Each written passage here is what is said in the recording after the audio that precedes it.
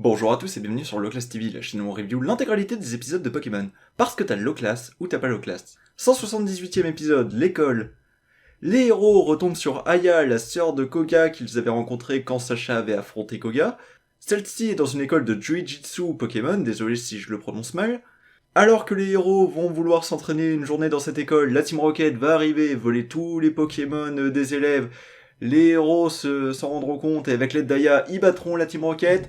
Et tout finira bien dans le meilleur des mondes. Oui, je le fais simplement parce que c'est une histoire qu'on a vue je ne sais combien de fois, dans un cadre qu'on voit pour la 3e fois depuis le début de Johto, à savoir l'école typée asiatique, dojo, tout ça, et qui apporte pas spécialement grand chose, une présentation très rapide de Migalos, on nous remet un personnage qu'on connaissait déjà, encore une fois d'ailleurs, celui d'Aya qui est, on comprend presque pas ce qu'elle fait là, enfin, bon ok, on la connaît déjà, mais quel intérêt de la remettre?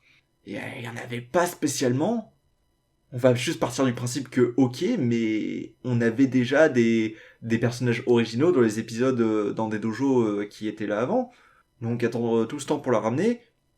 Bon, après, bon ok, il y a deux trois petites originalités comme le maître qui arrive à utiliser un deltaplane et qui se fait aider par son Migalos ou les techniques justement de Migalos grâce auxquelles Aya s'entraîne.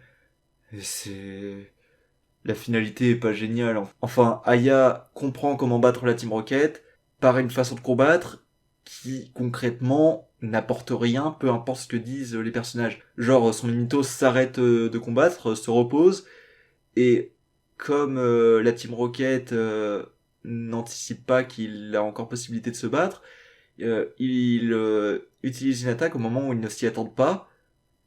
T'aurais lancé ton attaque directe, ça aurait pas forcément changé grand chose, enfin, ou tout du moins, à la limite, Arbok était bien plus proche de Mimitos au moment où il utilise son attaque, mais concrètement, c'est pas non plus un truc exceptionnel, et avec un autre Pokémon, si ça se trouve, ça aurait même pas marché. Entre ça et le côté peut-être un poil sexiste qu'à un moment de l'épisode, quand les trois héros décident de participer à une journée, Ondine est envoyée du côté des soins, du côté beauté de l'école où il n'y a que des femmes.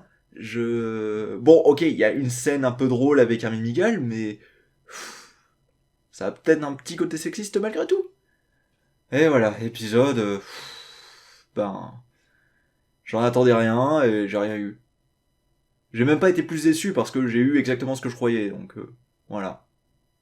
Allez, à la prochaine.